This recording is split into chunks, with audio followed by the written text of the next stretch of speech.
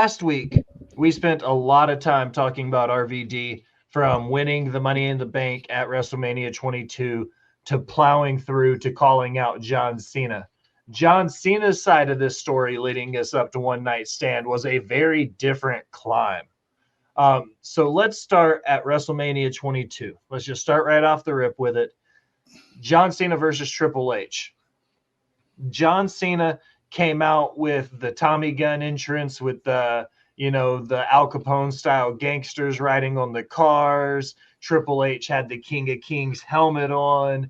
It was a very big yin versus yang style, new school versus old school mentality for this match. When you guys had a chance to look through the notes and start going back through some of these from your fandom, either rewatching it or remembering it from when you watched it live or your impressions, what did y'all think about that Cena Triple H match as our jumping off point for tonight's conversation? Well, first for me is like, how the fuck did you get CM Punk to be on the side of the car? Dude, so it was Punk, right? Yeah, it was Punk. I was going to say the same thing.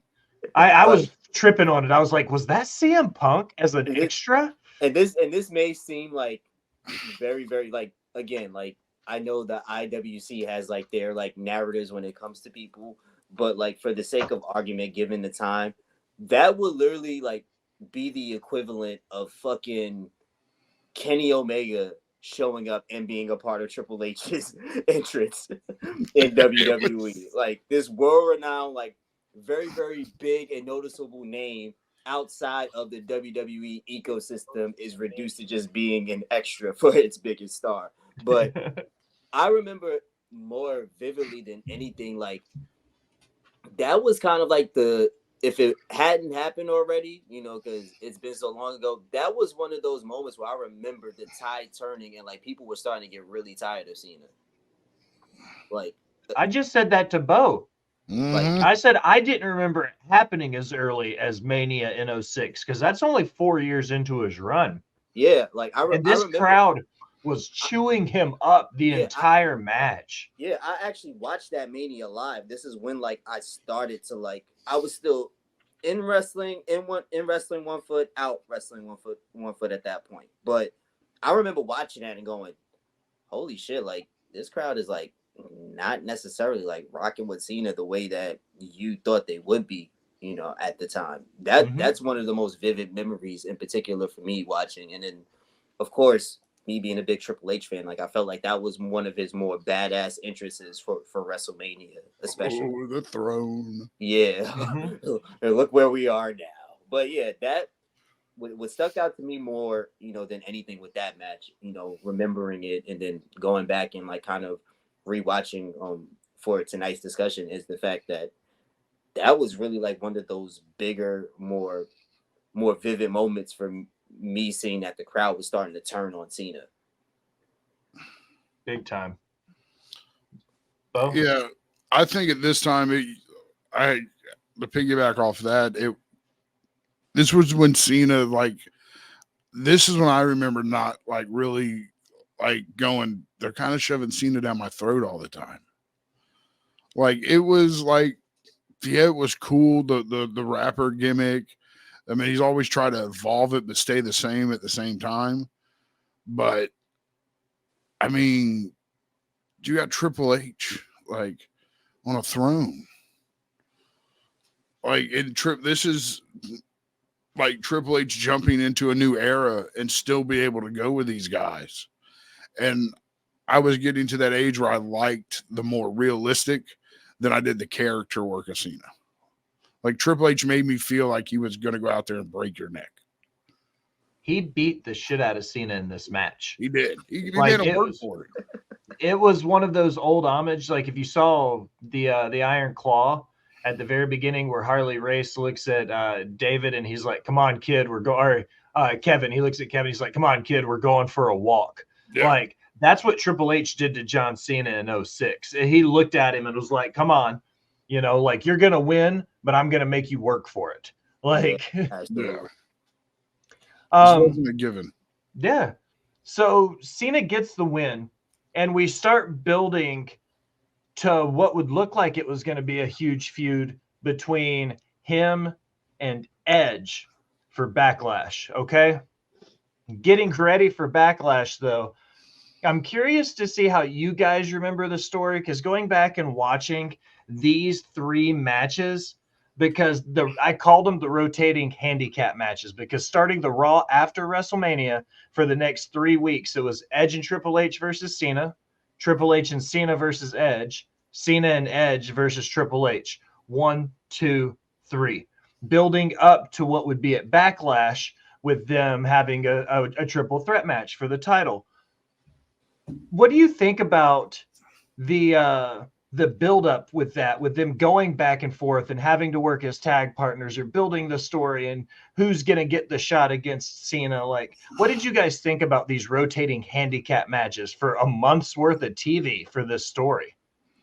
This is where I felt like WWE started to get really lazy with their TV. Like the TV was a formality, and it was about getting to the pay-per-view. And this is what I remember, like, specifically going like, wait, this is the same match over and over again. And this is one of those things also where, like, there's a method. You would like to believe there's a method to the madness with, certain matches are done over and over again. Despite the fact that they are super visible, WWE still likes to work a very territory style with, like, the same match gets, as much work out of it as it possibly can. So maybe that was one instance of, like, each town they're going to being able to have that match in the building. But also it could have been a backstage thing where, like, Vince wanted to see the chemistry and see how it flowed and, like, which variations would work leading up to Backlash. But for me personally, it just felt like that's when I started to kind of check out from a TV standpoint. And, like, I was still watching, but the level of investment wasn't as in depth as it was at one point, where, like, each week it felt like there was something that was continuing the story in a way where something was happening that made you want to tune in. It's like Michael Sedgwick from What Culture says this all the time when he's talking about wrestling. Like, something happened, but that was about, like, something happened, but, like, it's not something that is memorable or felt like something that made you react in a certain way. It was just a series of events that took place one after the other. I always say the worst thing a wrestling writer can do is make a fan ask why. Yeah. Why did this happen? Like, why are we having the same match 3 times in a row on TV? Bo, do you think I tend to agree with Decent here? I won't say lazy writing or lazy booking, but this is borderline tiptoeing on the line of lazy booking. If you're building to a triple threat match and you just have the same match for 3 weeks building up to the pay-per-view, is it lazy booking at that point? Yeah. I mean, this is the time frame where if you missed a week, it didn't matter because they were going to show you the highlights, and the highlights are basically a preview. It's everything you needed to see for the week that you're on, right? Yeah. Like, you could, like, I remember watching SmackDown more. What's good, Jess? Because you got the Raw rewind, and that at the point, that's all you needed was just the Raw rewind. I don't disagree at all. But to break the monotony up, gentlemen and ladies, Al, I didn't mean to leave you out of that. What do you think about it? The same match 3 weeks in a row with 3 stars, Triple H, John Cena, and Edge. You got 3 guys of this caliber. Like, what do you think? I mean, I'm not mad at it. It made sense, I guess. You just, like, you think it's a booking thing, kind of asses in seats? Yeah, I mean, if it works, it works. People want to see those guys, wanted to see those guys. So, I mean, like, they still kind of do the same thing now. Yeah. They do. They were, what was it, last year, the year before, they were doing that horrific 50-50 booking where they would do the same match back to back, and one guy would win one week and then the next person would win the next week. And that was their build to the pay-per-views. You remember when that was like every Monday and Friday building to pay-per-views? Yeah, it would either be like a 50-50 or like a tag match with somebody So yeah, you have I mean, to tag with so and so against your opponent. You know, like yeah, it was real big. Can they coexist energy at that time? yeah, Again, like I said, now being a much more, I don't want to say smarter wrestling fan because just for the sake of like what a smart wrestling fan entails, but somebody more aware of their fandom in a way that they understand that certain decisions and certain things may not lend itself to good TV. There are other reasons behind why certain things are happening. It's like it's wrestling is the way WWE does things. So like now, hindsight is 2020. It's not something that bothers me because that's the way that they go about doing their business. So, but yeah, at the time it was just like, what are we doing? Just because you felt like there was more that could have been done. Because as you said, well, 3 stars, like there's something that could have been done, to kind of like make it feel like a build between arguably the 3 biggest stars of professional wrestling, not just in WWE. agreed. So right before Backlash, to break up the monotony of it, they gave us a 5-on-3 handicap match with the Spirit Squad. Old Nick Namath, eventually Dolph Ziggler, tying him in here. Those 5 guys. Mike Mondo, Mikey, he's an alum of the show. I'll give Mike props. Mike Mondo's a great mind in wrestling. Great mind. He was a great interview. This isn't about Edge or Triple H or John Cena. Like, what did you guys think about the Spirit Squad? Like the male cheerleader, like heels that would go out there and like beat people up and gang up on them like they were the angry kids from high school, like the cool kids club. Like the whole gimmick was being frat boys, really. Like, annoyed the piss out of me originally. Looking back at it, I fucking love it. Spirit Their Squad work with DX was amazing. Spirit Squad, what? Spirit Squad 2025 Hall of Fame. Yeah, bring them back. WWE. Here's the thing that WWE kind of gets a lot of shit for, and in some instances, of course, it's deserved, but also in other instances, it's undeserved. 10-1. If the Spirit Squad was an indie gimmick, it'd be the most over fucking thing in the industry. Like, even if you were to pull that gimmick out today, it would definitely be like one of the most over gimmicks in professional wrestling. 100%. Just agrees with you from the Get Show podcast. Says honestly, it would work now if they pulled it. Yeah, exactly. Somewhere like Limitless, Beyond Wrestling, hell, even Hog, somebody who leans real heavy into the entertainment side of their booking with how they do their shows and stuff. Anybody could use a group like that, like agreed. It could definitely get over. And I felt like, you had the potential of being able to like make them serious stars, but I mean, it happens. I mean, we got Dolph out of it, of course, but like had the concentrated effort been to like create new stars, there was a high probability that could have been a thing. But I enjoyed the Spirit Squad DX stuff. Like maybe once again, this is when like, I'm still like a lowbrow wrestling fan and I'm still very, very entertained, so yeah, I really do like the fact that they did good work with DX, especially being able to make them a more comical version of this stuff. They needed a foil. They needed somebody that they could piss off and dump on, and the Spirit Squad did their job. But I don't feel like they get the credit that they deserve. They continue the Edge Triple H Cena storyline into Backlash. Okay, they do the triple threat match. Cena retains. I don't want to blow by this match like it wasn't important, but in the story building to One Night Stand, Backlash in 06 was literally almost just like another Raw. We saw the triple threats where it was 2-on-1 for 3 weeks. Then we got the 5-on-3 with the Spirit Squad. Then you get to Backlash. It literally felt like we had been watching the same match for 5 fucking weeks. I don't know how to explain it then other than that, right?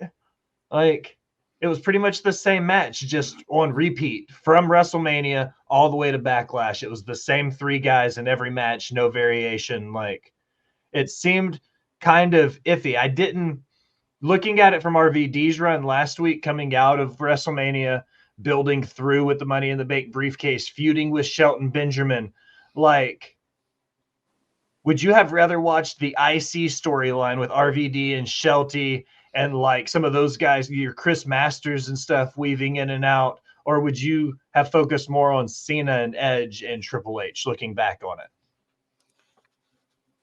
I mean, I'd go with Rob Van Dam just because, again, super RVD mark.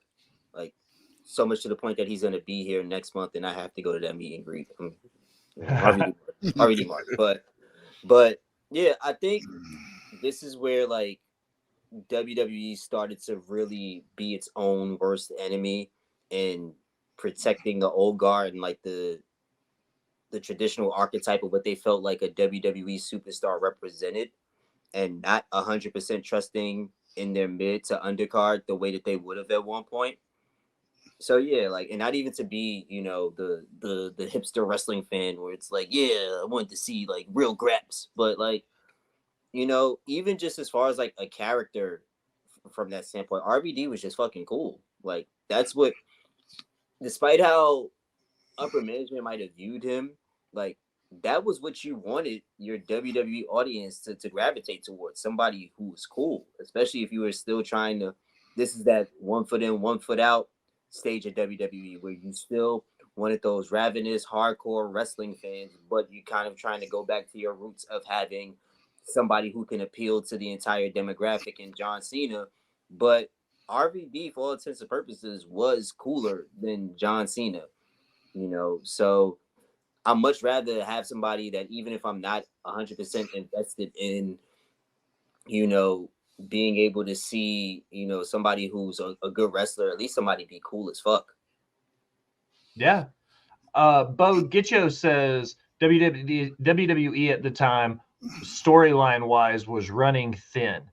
Do you agree with that? Do you think this was just them like going? I say it all the time with the bloodline. They're going to that well one too many times. Is that what they did here with Cena and Edge and Triple H? It was just, you know, 5-6 weeks of just shoveling it down our throats every Monday night for 3 hours and promos and vignettes and matches and backstage stuff. Like, was this just too streamlined, too predictable at this point for a promotion that was worth billions of dollars at the time? Yeah, like it at this time, like it just wasn't. Like I said a little bit ago, I've gravitated more towards SmackDown, but looking at the Raw side of it, you wanted. I remember this being right around the time I wanted Jeff Hardy on top. Like, I wanted the Rob Van Dams. I wanted the Shelton Benjamins. Like, I felt like they were going back to the well too many times with guys that have had it so much already. Agreed. After that, let's see, where are we at? He retains at Backlash. We got into that weird Texas tornado match. This is where we start to tie back into RVD now. And there's a few quick things I want to talk on about the run before we get to RVD calling him out. The Texas Tornado tag match, watching it from Cena's perspective, was very different because him and Mr. McMahon are going back and forth to open the episode of Raw. He's supposed to be the main event, giving Triple H the rematch from Backlash and everything that was happening. And Mr. McMahon goes, okay, we're going to start the episode, though. The main event's still happening, but it's happening now. And it's going to be you in a match for the WWE title, but I'm going to change history, and I'm going to make it for the IC title, too. And it's going to be you and Chris Masters. And it was you and Chris Masters and Shelton Benjamin against RVD and John Cena in a 3-on-2 handicap match, and whoever scored the pin won the title of whoever they pinned. So if Masters or Shelty pinned RVD, they would win the IC title. If Masters and, you know, Triple H pinned Cena, they would win the world title. Is this a hat on a hat on a hat on a hat to try to get to the point where RVD calls Cena out? Yes. 100% yes, Will. I will be completely honest, I have nothing to add to the hat scenario. Because that was perfectly said. I will say this. I've never ever really believed like the tension between Vince McMahon and John Cena, as far as like him being what he was to Austin, just the foil of like the guy who's on top, who's the fan favorite. I never bought into it for some reason. It never felt real to me. I don't know why. Maybe it's because like despite him having that edge when he started to become the hip hop character, it was nowhere near somebody who felt like they were bucking the system the way that Austin did. So I never really bought into like Cena like having such a beef with Vince McMahon and Vince McMahon being, so determined to like screw him out of a title, because like especially in that space where like Cena was starting to become very, very unpopular. And again, I didn't remember it happening so soon. His career, going back and rewatching it, was a lot of this. Super over, everybody hated him. Super over, everybody hated him. And it was on a dime, man. That crowd would turn on Cena faster than anybody else in wrestling history that I remember. Then, okay, we get to this point. There's two things I want to bring up that Cena did that I respect. And I'm curious to see what your opinions of it are. All right, Bo, I'm going to tee off with this one for you. We talked about this with RVD, the amount of house shows he did between Shelty and, some of the other mid-card guys that got IC title shots, or they ran after that Money in the Bank briefcase, where they were doing these house shows but still making the main card guys work, right? Yeah. Cena, as a working champion, okay? He worked house shows like crazy. At one point, he had this whole battling from underneath thing with Mr. McMahon, Edge, Triple H, but he was doing house shows 2, 3, 4 nights in a row with cage matches. Okay. Last week I asked you, like, do we need more house shows in wrestling today? You know what I mean? You make them want to drive to the live. You make them watch TV to get to the live show, and the live show makes them want to watch TV, right? Do we need more house shows? And the second question is, does the world champion need to be working in untelevised steel cage matches 3 and 4 nights in a row? Fuck no. Like, that's putting a lot on. Oh shit. That's asking your champion to risk injury night in and night out. That's asking your face of the company, hey, we need to put you in a cage match on a show that, by the way, we don't really give a shit about because it's never going to be canon. Just don't go out there and get hurt, but we need you to be John Cena. And they were 12 and 15 and 18-minute cage matches. It wasn't like him and Edge were going out there and just working like an 8-minute thing. Like Vince was, if we're going to put the motherfucker up, you guys are going to work it. So they would go out there and work 15, 20-minute cage matches 1, 2, 3 nights in a row. Decent. Looking at where wrestling is right now in 2023, man, do you think they could go back to this a little bit and incorporate more live shows and maybe not necessarily cage matches 3 and 4 nights a week, but do we need more house shows and stuff coming through in wrestling? It's tough. I mean, no, we really don't, because like theoretically, like it's WWE that's still following that model. Like you look at other companies, they don't necessarily do house shows to the extent that WWE does. Like they own the monopoly on that, and I get it from a standpoint that WWE is like a traveling circus. So you want to have, your most popular clowns, on every single show. But to Jack's point, like, what does that do for your champion? What does that do for the main attraction to put them in these very, very dangerous matches 3 to 4 times a week? But that also goes back to the mentality at the time, which I'm glad we're kind of sort of getting away from in this newer climate in wrestling, more specifically in WWE. That's what the champion did. The champion went out hurt. The champion went out every single night, and did these Broadways, no matter what, they made the towns. So it was Cena being in the position of being the workhorse, being the champion, being, the face of the company. So you felt compelled at the time to do those things. But I don't think now we need that, especially with like the wealth of content that we have in regards to professional wrestling, where one way or another you're gonna see these people. It's not like how it was before where like there was an unlikelihood of WWE never coming to your city or never coming to your town. So yeah, I'm kind of glad we're in that place where we don't have to do that so much now. Speaking on that, and I love good segues, and it's good for great guest. Thank you. One of the things Cena did when he was champion, though, he went back to OVW 2 times to wrestle some of the top talent in OVW. One of which was Aaron Stevens, who is now in the NWA. He manages the NWA Tag Team Champions. He had a run in WWE as well. But like, what do you think about the world champion, the WWE guy, the guy, going back to the developmental, going back to OVW, going to NXT, and like putting over their champion and making him look like $1 million, even if he has to eat the L? Because face it, Aaron Stevens wasn't going to pin John Cena. But like, is that the right move for the guy to go back and put over the young guy? I mean, yeah, that's the old school mentality that I will hold in high regard when it comes to certain stars willing to do that. Like notably, you see Punk do it a lot, with younger talent. Like he lost to MJF in Chicago.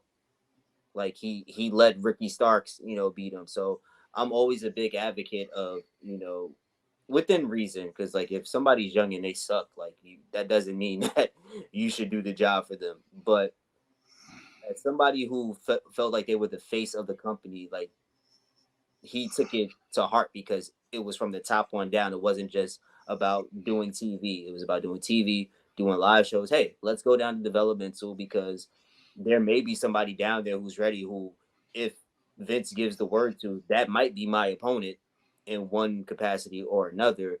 But it also is good for morale to see that the champion is down there, and hopefully that'll give them the sense to want to pay it back when they come up to the main roster in some capacity. So yeah, I feel like that's just a dope gesture, to be the champion and still go out of your way to go talk to people who are in developmental, who are in, the D League, so to speak, to give them that motivation, to give them those pearls of wisdom, to be able to actually motivate them in a way that they probably wouldn't have been motivated before, just going in and day out and making probably less than $1,000 a week wrestling for the developmental. Bo, what'd you think about John Cena going back to OVW, or a Seth Rollins going to NXT, or something similar to that? What do you think about it when the champion goes back and rubs elbows with the developmental guys? I like it. I mean, there's more than one way to put someone over. Not necessarily saying they have to win the match to get over. There's been numerous matches that people have gotten over for me who didn't like win. But to see him go down there and like, even if it gave that one person like go, I can do. If he went through this shit here, I can go through this shit here. Like, and I think a lot of people don't look at like Cena's OVW run doesn't get enough credit, but OVW the prototype. Cena's the greatest person to be right place, right time. 100%. They did not go to OVW looking at Cena. They went and looking shocking at Rico.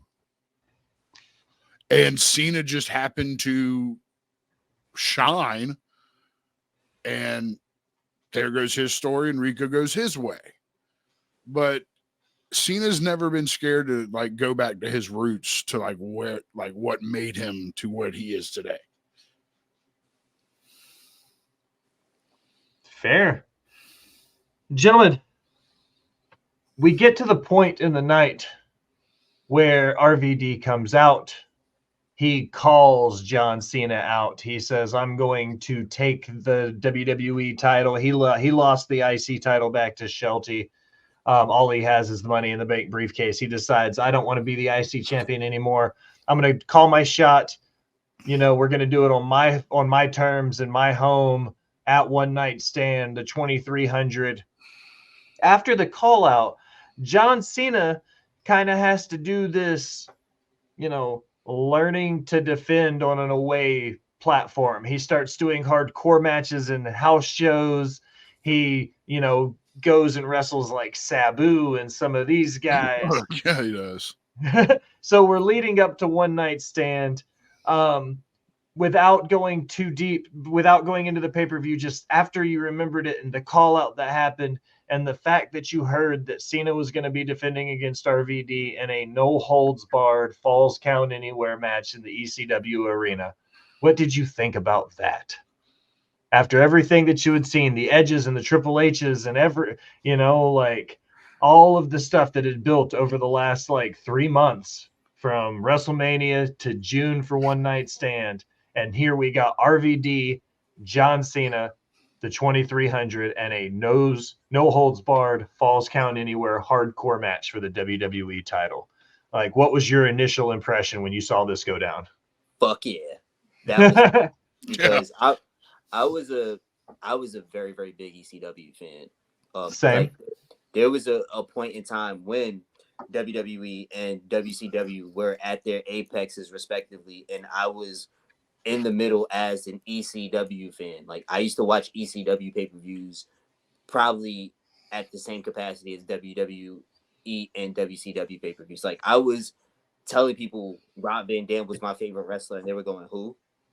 At one point. Like, that's how much I was into ECW at one time. And looking at it through my eyes at that point, like, hell yeah, I was excited for that. I was excited for One Night Stand and RVD getting a title shot against John Cena. But now, fast forward, still cool, still very, very cool moment. But the one thing in particular that leapt out to me looking at it through my eyes today is that was probably one of the most believable and non-corny ways that somebody called out their cash in way in advance. Like, for some reason, it worked for RVD. Like, I don't think, like, when Cena did it, it just felt like, this is trash. Like, when other people kind of, like, tried to go the same route of, like, doing it way in advance instead of doing it the edge way where they sneak up and pick the bones of their opponents, I felt like that was cool as shit. Because it is such an RVD thing to do. Where it's like, I don't need to, like, sneak up on somebody and, like, you know, cash this in. Like, you know, I could call it way in advance and show up and, like, steal the fucking show and potentially win. So I definitely felt like this was something that I wanted to see as, again, a huge RVD fan. Bo, Austin just threw a chair at you. We missed you too, Bo. Again, like, as a young ECW fan, I was hyped for it. I remember being like, okay, plus going back and knowing that this was a chance. I always loved when Paul Heyman would act like the ECW Paul Heyman. And I knew going into One Night Stand both years that we would get that ECW Paulie dangerously. Bo, what did you think about it? The ECW comeback, Cena having to go in the away field into the ECW arena against RVD, like Cena leading up to it being hardcore. What did you think? I liked it. I liked every bit of it. Like, I was one of those people that enjoyed the ECW product on Sci-Fi. I always thought, because it was something different. It was what would become FCW and NXT in my book, just done on a bigger stage. But Cena went out there and proved himself with some hardcore guys. Like, I'm not climbing in the ring with Sabu. No, sir. I'm not sharing an Uber with Sabu. Yeah, I'll do an Uber with Sabu in a heartbeat. It's a conversation I would love to have. Yeah, but I mean, again, like, in And what WWE tries to do in regards to presentation, like I felt like it was a little bit forced to kind of like pitch this idea that Cena was just like so out of his depth that he couldn't have a hardcore match, you know. So the thing about, you know, oh, I'm playing from behind, like, you know, I'm going in, you know, enemy territory, like, yeah, I get it, you know. And even though on the night of, you know, not to skip ahead too much, like you felt that palpable tension when he did show up. But for the sake of WWE, they played the drama like a little bit too on the nose, where it just felt like, I mean, it's wrestling, but like, come on, let's all relax. You know, Truth. but as John Cena, as looking at it as John Cena, the person who's willing to show and prove and go out there and have these matches from a performer standpoint, you know, again, I don't think we really truly appreciate the magnitude of what John Cena was willing to go through as the champion. You know, like he was still willing to prove himself. So for him to still, no matter how you want to look at the presentation of the story, you know, that's subjective, but for somebody willing to go out there and perform these matches, you know, for the sake of being able to be in the ring with legends and like show their mettle, again, you can't be mad at somebody who at the top of their game and being the face of the company, still wanting to work and show people that he's willing to work. Well said. Perfect saying. Gentlemen, we did it. We did a 90-minute show in 100 minutes. We were 10 minutes over, but I would say this conversation was good. That was 10 minutes that I'm not mad about. So I usually hit my times better than that, but I'm sorry. It's the GOAT. You know, it's the GOAT. We're going to get 10 minutes extra conversation out of Cena. We went 20 on RVD last week. So, yeah, we did. You know, like you can't fight good conversation, but the easy parts, you know, the hard part's out of the way. This is the easy part. I'm going to shut up. Decent. Plug everything. Tell everybody where to find you. Your excellent TikTok following, everything you've got going on. Tell everybody where it's at. Well, for wrestling content, you can follow me on TikTok. My display name is Hacksaw Him Duggan, but the actual @ name is Call Me Decent. That's spelled DEASCENT. Instagram, just Decent, DEASCENT. Same on Twitter or X, whatever you prefer to call it. But yeah, just reach out. I'm definitely down to discuss all things wrestling, you know, but of course, when you do, just make sure that you come in the most gracious of ways, not because I feel like I'm this almighty being, but I'm just a regular dude that just loves to talk about wrestling, and it could be a respectable and dope space if you navigate it the right way. So yeah, just reach out. We'll talk. Love it. You're coming back. I want to get you on trivia on a Thursday night when we play some wrestling trivia. I think that'll be a fun get. Bo, yes. What you got going on this week? I got everything. Nerdy news at 420. What are we watching this week? Die Hard. Can't wait to talk about Die Hard, dude. Can't wait for Die Hard. We started New Year off, and Will picks a Christmas movie, ladies and gentlemen. Every day's Jesus' birthday, though. So. That's true. Celebrate every day. NXT on tap, Wolfpack podcast. I got stuff going on everywhere. Just follow me on Twitter at JaxBo2020. Al? You can find me on TikTok, Instagram, and Twitter, because I'm not calling it X. At Just A Girl 918. You're wrong, Mike. Die Hard? Die Hard is just a movie that happens at Christmas. I don't know. I've never actually seen it, so let's see what else. We're going to be doing Heal Support Group soon. I'm apparently going to be trapped in the house for a few days because in the 100 minutes that we have sat here on this episode, there's about 3 inches of snow outside. Didn't see that coming. There was nothing when we started the stream. I was complaining because there was nothing, and now it won't stop. Yes, there you go. So be looking out for that stuff. We're south of the Mason-Dixon line, decent in Nashville. We don't get snow, let alone 2 or 3 or 8 inches all at the same time, which is what they're predicting us getting overnight tonight. So the entire generalized area of Middle Tennessee is collectively shitting its pants right now, because I don't remember the last time we got this much snow. Oh yeah, I know. Like one of my really good friends lives in Tennessee, and she's It's like, bad. she's like, it's the rapture right now. Yeah. Mm-hmm. But I hope you guys are okay and are able to like be okay during all of this, because being up here, you kind of get used to it. But like if you're not used to getting snow at that certain capacity, like and your city's not set up for it, it can be tumultuous. So I hope you guys are holding it down and gonna be okay during all of this. Oh yeah, we knew it was coming. So on Friday, we went and did all of the grocery shopping before all the crazies got out. Yeah. We went this morning and we got an extra loaf of bread and a few other like soups and commodities and shit, just to kind of restock everything up, just to make sure we were good, because it's not going to get above freezing in Nashville until next Tuesday. Oh wow! Like on Thursday.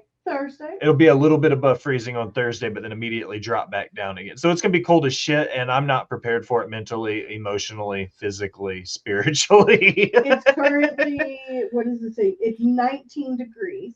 Yeah. Fuck no. It's not even that cold up here. Yeah.